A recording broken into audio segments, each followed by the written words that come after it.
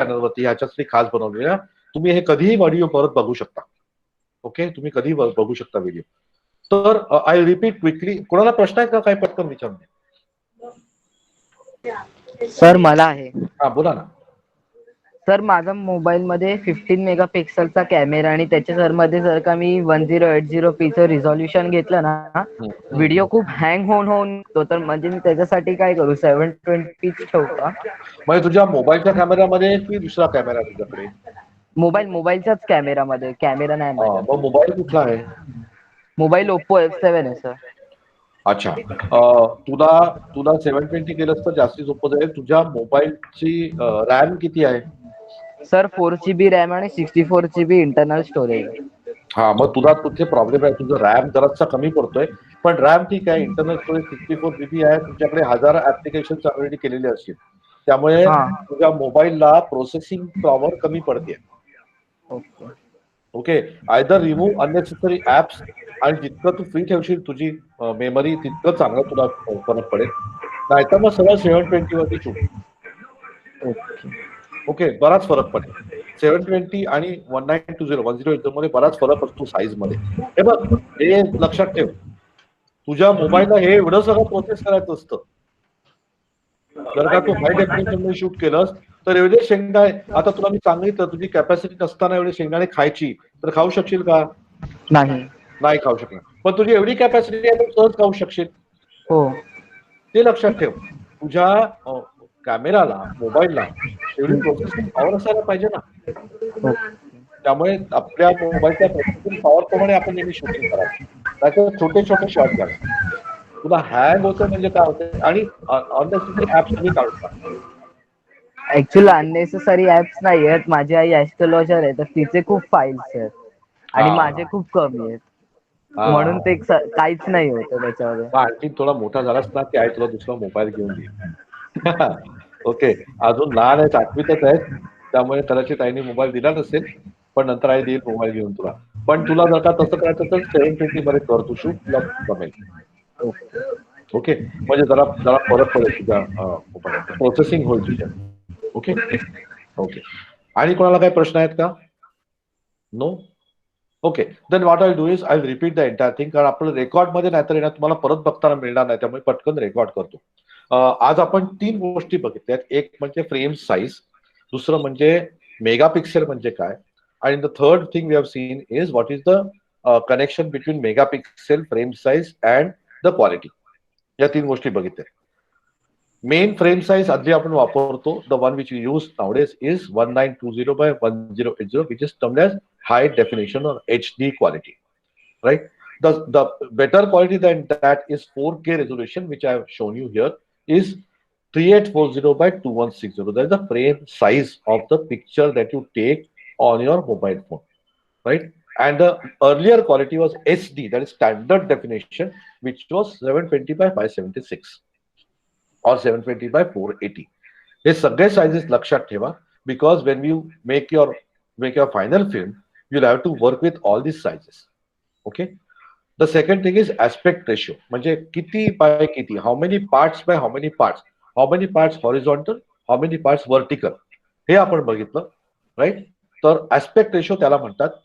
You generally have on your high definition 16 part by 9 parts ही size असते, dimension असतात तुमच्या व्हिडिओचे, right? So that is the dimension 16 by 9. Earlier dimensions by 4 by 3, which was dependent on the television set that we used to have, it was 4 by 3, and 16 by 9 is the other one. There are other aspect ratios also. For example, for Facebook and Instagram stories, you turn that 16 by 9 vertical, 9 by 16 हा aspect ratio असतो stories मध्ये, right? किंवा तुमच्या WhatsApp status मध्ये सुद्धा you use 9 by 16. इंस्टाग्रामच्या post साठी we use 1 by 1, 1080 by 1080 किंवा 720 by 720 आपण वापरतो, राईट? हे ऍस्पेक्ट रेशो झाले आणि त्याचे फ्रेम साइजेस झाले. The third thing that we saw was a resolution, the difference between the resolution and what is megapixel. When you have a higher megapixel camera, you have a larger image size. Larger image size means you can also blow it up on a large screen. ते pixelate होत नाही, मध्ये gaps येत नाही. Okay, low मेगापिक्सेलचा camera असला तर तुम्ही blow up करायला गेल्यावर तुम्हाला फरक पडतो. ब्लोअप करायच्या आधी सगळे पिक्चर सुंदर दिसतात. I give you the example of a jar with peanuts, right? If you compare this and if you compare it with the picture taken, if I pour some peanuts in the yeah, cover of this and show you, the picture will look similar. But if you then look at how much ink is there, you will realize that so many peanuts I can spread on my table. माझ्या टेबलावरती मी हे खूप मोठे spread करू शकतात कारण याचं resolution जास्ती आहे. If the resolution is more, if the ink is more, if DPI is more, dots per square inch is more, then you can enlarge the picture to a large extent. जर का कमी Inc असेल, low रेझोल्युशनचं picture असेल, तर आपल्याला spread करायला गेल्यावर मध्ये गॅप्स येतात. Right. So if you have a low res picture, that means you cannot blow it up. If you have got a high res picture, you can blow it up. A low megapixel means smaller picture. So if the moment you try to expand a smaller picture, after limit it will start breaking up. If you have got a high megapixel, you already have a large size, you make it larger, it will not break up into pieces. This is the issue. And then when you look at video, again it depends on if it is a low res video, if it's a 4K video, त्याची साईजच एवढी जास्ती असते. एक 4K रेझोल्युशनच्या एका तासाचा video ही file size त्याची जवळजवळ 50 GB पर्यंत जाते. हाय डेफिनेशनच्या एका तासाचा व्हिडिओ 25 GB असतो. तोच जर का आपण डीव्हीडी मध्ये बघितला तर एका तासाचा व्हिडिओ तुम्हाला 2 GB मध्ये मिळतो. आणि सीडी मध्ये बघितलं, व्हीसीडी मध्ये, तर एका तासाचा व्हिडिओ 600 MB मध्ये मिळतो फक्त. त्यामुळे ह्याच्यावरनं आपल्याला सहज क्वालिटी कळते की एका तासात आपण 600 MB डेटा बघतो, डीव्हीडी मध्ये एका तासात 2 GB डेटा बघतो आणि हाय डेफिनेशन मध्ये एका तासात 25 GB डेटा बघतो. व्हेरी क्लिअरली जेव्हा तुमच्या स्क्रीनवरती डेटा जास्ती येतो तेव्हा त्या पिक्चरची क्वालिटी पण तितकीच चांगली असते. राईट. तुम्ही एखादी पेन्सिल घेऊन कागदावर काढा लाईन किंवा असं असं खरडा त्याच्यावर. If you take a HB pencil, तुम्हाला माहिती आहे का HB पेन्सिलचे तुम्हाला हे माहिती आहेत का? HB, B आणि H असे 3 प्रकार असतात. बरोबर. HB इज व्हेरी स्टँडर्ड मध्ये आहे. HB is hard and and काय असतं त्याला? HB बी असतो तो ब्लॅक असतो, H असतो हार्ड असतो. तर तुम्ही जसं काय H1, H2, H3, H4 घेतात ना, तेव्हा त्याची त्याचं जे शीस असतं ते कडक होत जातं. त्यामुळे तुम्ही जितका कागदावर काढता ना त्याची तुमची शाई किंवा पेन्सिलचा मार्क कमी येतो. HB स्टँडर्ड असतं. आणि B1, B2, B3 घेतलं की त्याचा मार्क जास्ती डार्क होत जातो. कारण पेन्सिलचा मार्क सॉफ्ट असतं जास्ती, त्यामुळे त्याची इंक जास्ती फ्लो होते. राईट. जितका इंक फ्लो जास्ती तितका तुमच्या पिक्चरची क्वालिटी चांगली होते. जितका इंक फ्लो कमी तितका पिक्चरची क्वालिटी कमी होते. तर HB जर का तुम्ही धरला तर HB इज द स्टँडर्ड. आपण नॉर्मली विकत घेतो त्या पेन्सिल सगळ्या HB असतात. आणि मग ड्रॉइंगसाठी आपण जेव्हा सेट घेतो तेव्हा B1, B2, B3 मिळतात आणि H1, H2, H3 मिळतात. तर तुम्ही कुठलं ड्रॉइंग काढताय त्याच्यावरती ते ठरवायचं असतं पेन्सिल. स्केचिंग करणाऱ्यांना बरोबर माहिती असतं की कुठली पेन्सिल वापरायची आहे. जर का त्यांना जास्ती डार्क हवं असेल तर B1, B2, B3 घेतात आणि जास्ती लाईट हवं असेल तर H1, H2 घेतात. तसंच आपल्या व्हिडिओचं आहे. जितकं तुमची रेझोल्युशन जास्ती तितकं तुमची क्वालिटी चांगली, जितकं रेझोल्युशन कमी तितकं क्वालिटी कमी. That is the entire mathematics of frame size resolution megapixel. Okay. कळलं सगळ्यांना? Everybody is clear with this? Hello sir. हा, बोला बोला. पाडगावकर मॅडम. हॅलो. तुमच्याकडनं आवाज आला पाडगावकर मॅडम. बोला ना. काय झालं? आवाज आला ना मला. समथिंग. ओके, ठीक आहे. आपण पुढे जाऊया. So this is about resolutions and sizes. आता पुढचा आहे फ्रेम रेट. ओके. आपण जास्ती नाही फार जाणार, ऑलरेडी 10 वाजलेले आहेत, पण will wind up soon enough.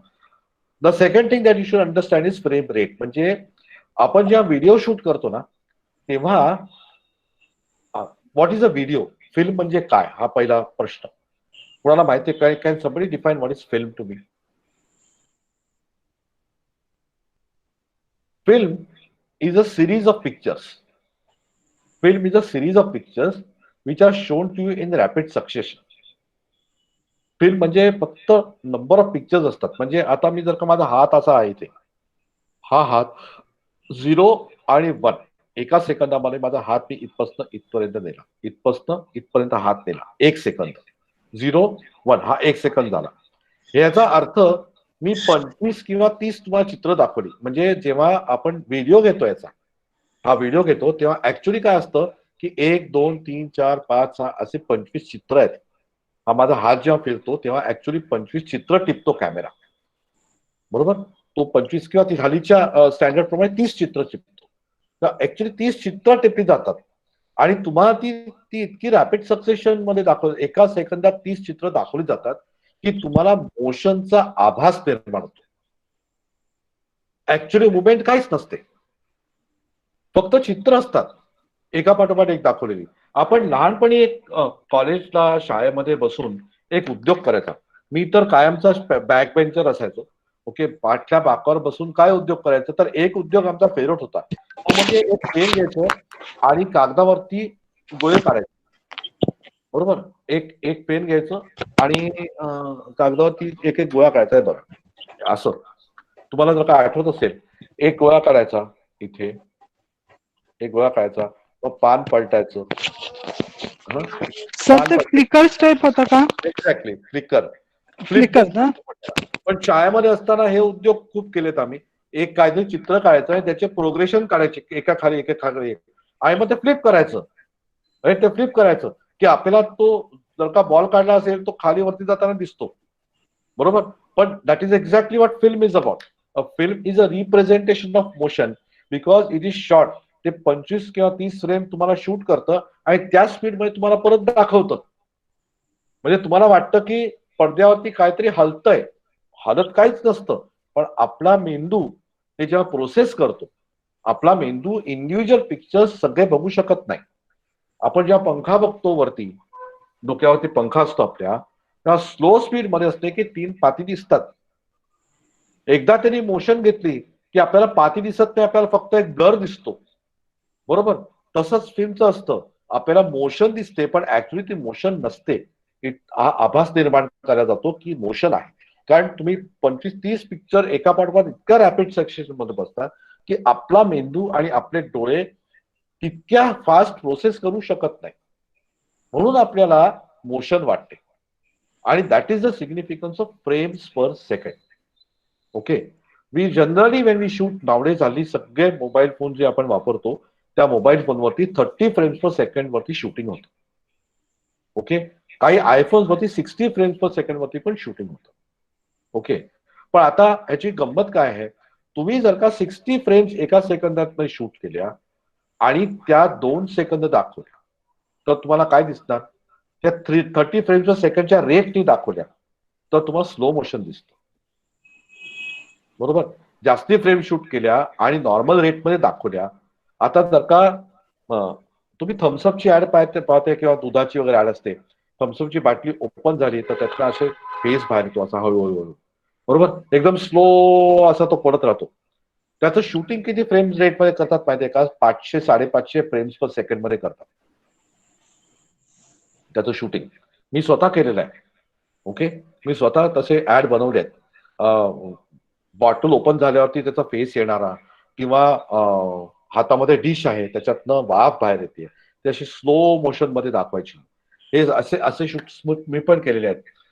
पण ते दाखवताना म्हणजे शूटिंग करताना 500 फ्रेम्स पर सेकंड, दाखवताना 30 फ्रेम्स पर सेकंड. त्यामुळे एक एक फ्रेम हळूहळू हळूहळू दाखवेल. सो दिस हे जर का मी असे 60 फ्रेम शूट केल्या पण तुम्हाला 30 फ्रेम्स दाखवतो स्लो मोशन मध्ये दिसतं.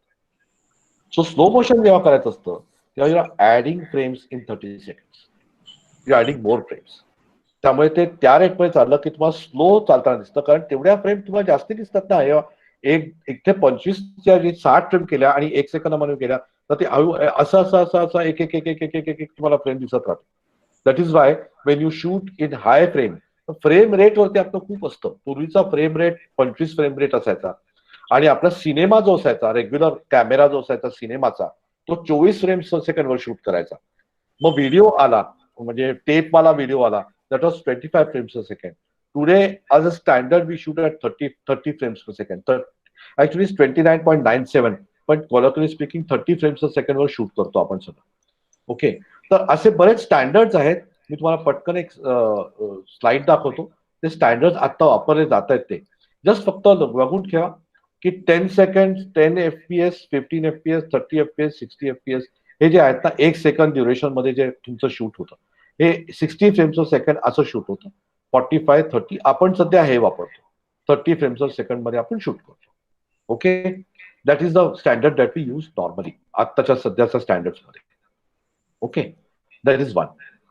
नंतर आपण जेव्हा रेझोल्युशन बघतो कुठे, आपण जर का एखाद्याचं बघितलं ना की आपल्याला काय दिसतं माहितीये, आपल्याला दिसतं हे दिसतं. This is what they show you 1080p किंवा 720p. हा पी जो असतो त्याचा अर्थ प्रोग्रेसिव्ह रेझोल्युशन. नाहीतर okay, am I sharing the screen with you? No, I think share नाही करताय. ओके, थांबा, सॉरी, मला तुम्ही शेअर करतोय. हे बघा, हा जो पी आहे ना, हा पी आहे, हा महत्वाचा असतो. पी प्रोग्रेसिव्ह, त्याला प्रोग्रेसिव्ह म्हणतात. त्याला प्रोग्रेसिव्ह आणि इंटरलेस्ट अशा दोन गोष्टी आहेत. इंटरलेस्ट व्हिडिओ आणि प्रोग्रेसिव्ह व्हिडिओ. हल्ली सगळे आपण प्रोग्रेसिव्ह व्हिडिओ शूट करतो, इंटरलेस्ट शूट करत नाही. इंटरलेस्ट आणि प्रोग्रेसिव्ह मध्ये फरक इतकाच आहे की प्रोग्रेसिव्ह मध्ये आपले जेव्हा टेलिव्हिजन आपण बघतो ना तेव्हा टेलिव्हिजनचा व्हिडिओ आपल्याला लाईन्स मध्ये येतो. ओके, लाईन्स मध्ये येतो.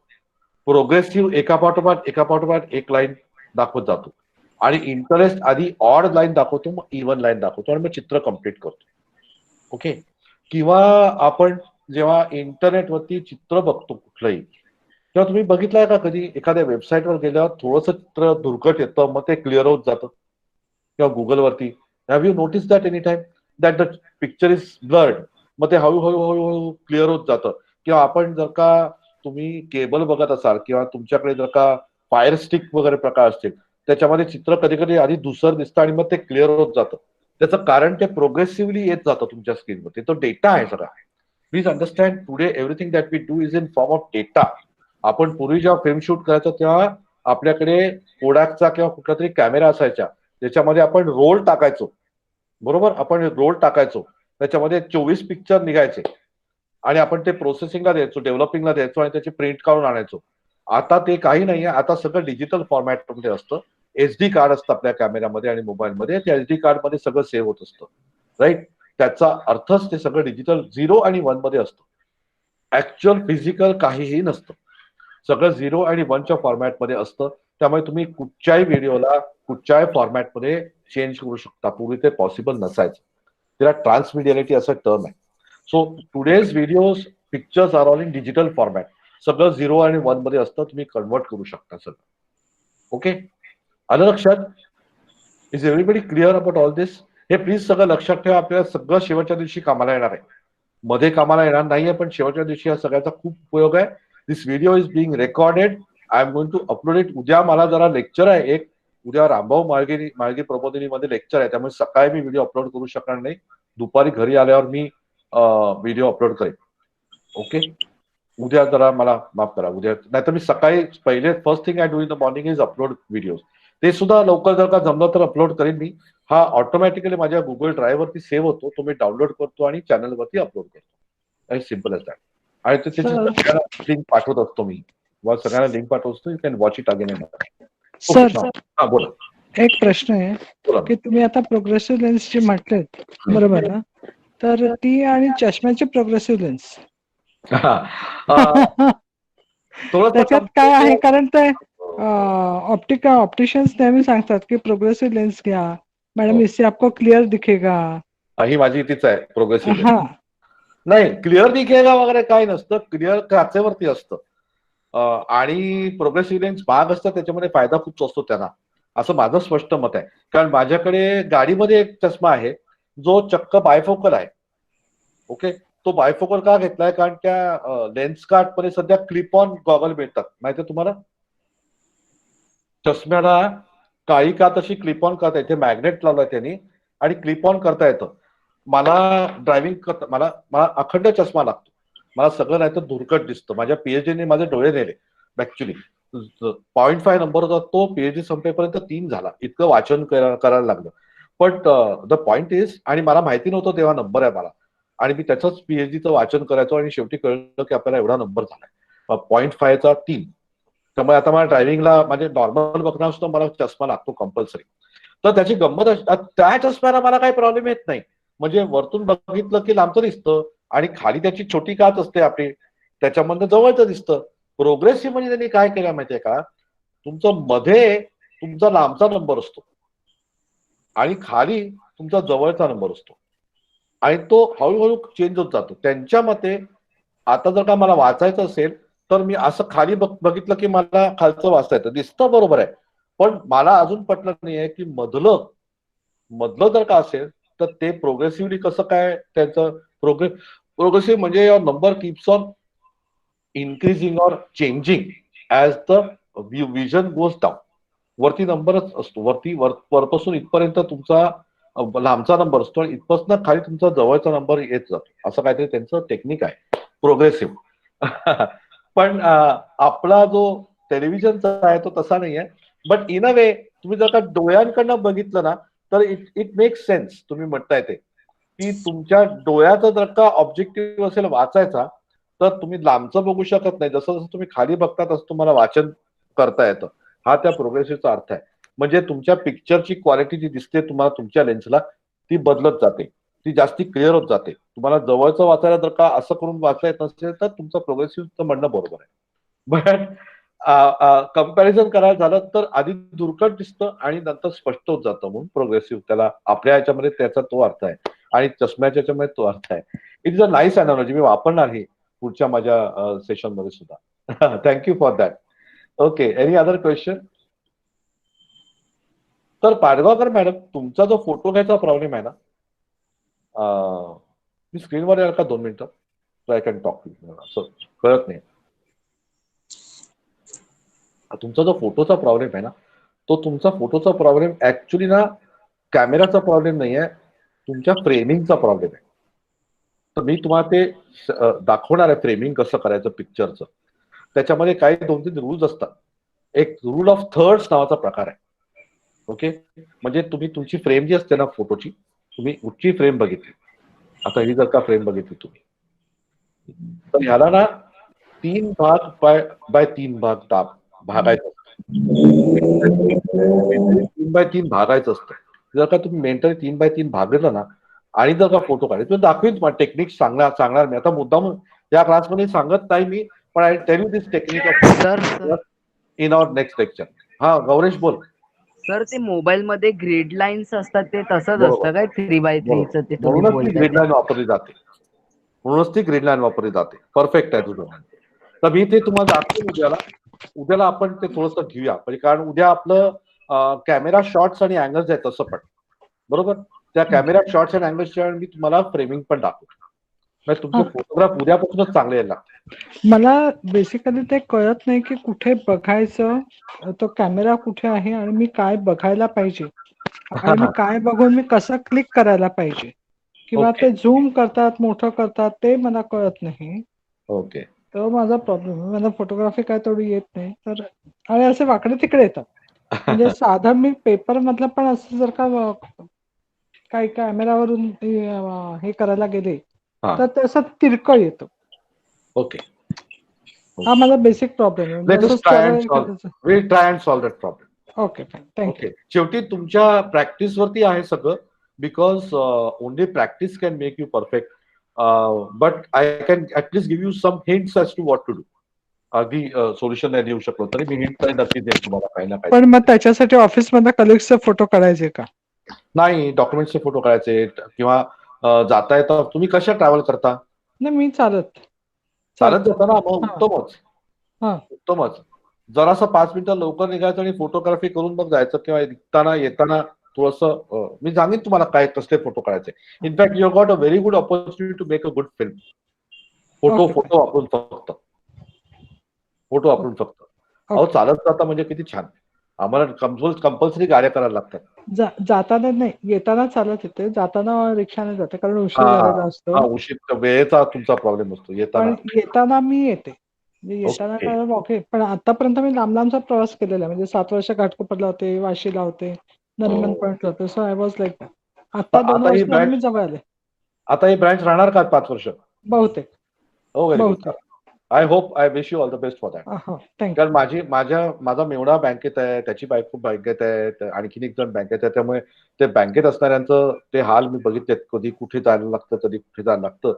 आणि मग ते प्रवास आणि सवय झालेली असते 3-4 वर्ष आणि मग अचानक नोटीस येते की तुमची इथे बदली झाली आणि मग तो प्रवास करायला लागतो. I know, I seen that. So anyway, so I try and give you solutions for this तुमच्या फोटोग्राफीच्या lessons. Anybody else has got any question? We'll be ending soon. नाही? कानेरे मॅडम काही? नाही. All fine, everybody has understood. Gauresh, कळलं सगळं तुला? हो sir. Okay. Himanshu, Ketaki? Yes sir. Okay. By the way, Himanshu and Ketaki, हिमांशूनी इंट्रोडक्शन झालं, राहिलं त्याचं, तो बहुतेक नव्हता. Ketaki is a fine art student or graduate rather, आणि फार सुंदर सुंदर डिझाईन्स करते ती. आणि Himanshu is also he done his post graduation, संपत आला त्याचं पोस्ट ग्रॅज्युएशन, डिजिटल मार्केटिंग वाला आहे तो. त्यामुळे we have got a good looking crowd here. यावेळेला माझे एकूण मेंबर कमी आहेत. नॉर्मली 8, 10, 11 लोक असतात. 12, मागच्या वेळेला तर 16 होते. समहाव यावेळेला ऍक्च्युली खूप लोकांनी चौकशी केली, पण जॉईन खूप कमी लोक झाले. तर काल अशी कंडिशन होती. काल मी पाडगावकर मॅडमला फोन केला, सकाळी सकाळी त्या गडबडीत होत्या की तुमचे पैसे परत करतो, कारण एकच तुम्ही आत्ता ऑफिशियली जॉईन झालेल्या. आणि मग ते बरोबर वाटलं नसतं त्यांनाही आणि मलाही. तेवढ्यात कानेरे मॅम तुमचा आला आणि मग गौरेशने जॉईन केलं. But it would have been very awkward, so I was about to return our money. But sir एक प्रश्न आहे. हा, जे मगाशी तुम्ही म्हटलं की पोस्टकार्ड वरती जे आपण एखादा ह्याचं घेतलं तर ते प्रिंट. सगळ्याचं असं इक्वल हे येतो. हो. हा, पण त्याचा शार्पनेस तर तेवढाच सारखा असतो. अगदी तुम्ही 1 मेगापिक्सेलचा घेतला आणि एकदम 13 मेगापिक्सेलचा घेतला तर फरक पडणार, पण 5 आणि 10 मधला फरक नाही जाणवणार तुम्हाला जास्त, नॉर्मल प्रिंटआउट घेतला तर. ओके, नाही जाणवणार. त्याची लेन्सची क्वालिटी आणि प्रोसेसिंगवर असतं. तुम्ही जर का दोन्ही लेन्स सेम क्वालिटीचे असतात ना, तुम्हाला फरक जाणवणार नाही. पण तेच तुम्ही जर का जरा ब्लोअप केलं की लगेच त्याचा मधला फरक जाणवतो. मी पोस्टकार्ड साईज म्हणजे ऍक्च्युअल छोटा फोटोग्राफ म्हणतोय, त्या साईजचा फोटोग्राफ मध्ये फरक जाणवणार नाही. पण तुम्ही तोच फोटोग्राफ जर का A4 साईजचा घेतला तर मात्र लगेच फरक जाणवतो. अच्छा, म्हणजे तुम्हाला असं म्हणायचं की छोट्या ह्याच्यावरती, छोट्या पेपरवरती वेगवेगळ्या ह्याचं जर का म्हणजे कमी पिक्सेलचा किंवा कसलाही आपण इमेज घेतली तर त्याचं आणि मोठ्याचं सगळ्याचं शार्पनेस म्हणा किंवा काही म्हणा, कलर किंवा काय असेल ते सगळ्याचं सारखं येणार. But if you are going to मोठं करायला गेलं, म्हणजे छोट्यावरून मोठं करायला गेलं तर त्याच्यात तर क्लॅरिटी येणार नाही येणार. तो लगेच पिक्सलेट होणार. म्हणजे तो शार्पनेस येणार. हो, शार्पनेस येणार नाही, काहीच येणार नाही, कारण त्याची बेसिक साईजच इतकी छोटी आहे की तुम्ही स्केच केलं की लगेच ते खेचतं जाणार सगळं. त्यामुळे कमी मेगापिक्सेलचा फोटोग्राफ जनरली आपण खेचतच नाही. जास्ती मेगापिक्सेल असला की मोठा पण ब्लॉप करता येतो. माझा कॅमेरा जो आहे मोबाईलचा, हा 4K रेझोल्युशनचा कॅमेरा आहे. ह्याच्यावरती अख्ख्या भिंतीवर बिल्डिंगच्या जरी ब्लॉक केलं ना व्हिडिओ तरी पिक्सेलेट होणार नाही, कारण 4K रेझोल्युशन आहे त्याची. फोनचं आता माझं सॅमसंग कुठलं आहे, M40 सॅमसंग आहे, तर त्याचं आता रेझोल्युशन मला बघायचं असेल तर मी ते कुठे जाऊन बघायचं? तुम्हाला मी सांगितलं तसं कॅमेराच्या सेटिंग मध्ये जा. दाखवू का तुम्हाला परत एकदा? नाही. कॅमेरा ऑन करा तुमच्या, स्टील कॅमेरा ऑन करा, त्याच्या सेटिंग मध्ये जा, गिअरचं चित्र असतं त्या सेटिंग मध्ये जा आणि रेअर फोटो क्वालिटी, रेअर फोटोची जी क्वालिटी असते त्याच्यामध्ये जा. म्हणजे कॅमेरामध्ये जायचं, सेटिंग मध्ये जायचं आणि रेअर पिक्चर साईज याला क्लिक करा. तिथे तुम्हाला रेझोल्युशन दिसतं. ओके, ठीक. That is where you see the resolution. Okay, ठीक आहे. So shall we end today? Okay. हा, उद्या परत भेटू 9 वाजता, शार्प 9 वाजता. उद्या बरंच काय काय, आणि उद्यानंतर तुम्हाला एक परवाच्या दिवशी दिवसभरामध्ये you have to do an exercise. मी जे शॉर्ट्स, अँगल्स आणि सगळे दाखवणार आहेत ते तुम्ही स्वतः सगळे शूट करायचे परवाच्या लेक्चरच्या आधी आणि मला व्हॉट्सअपवरती पाठवायचे. ओके, तर उद्या कॅमेरा शॉट्स, कॅमेरा अँगल्स आणि कॅमेरा मुवमेंट या 3 गोष्टी मी दाखवणार आहे. त्यामुळे be ready for that. Okay okay, चलो. So thank you everybody. Good night, शुभरात्री. उद्या भेटू रात्री 9 वाजता. शुभरात्री. Bye bye.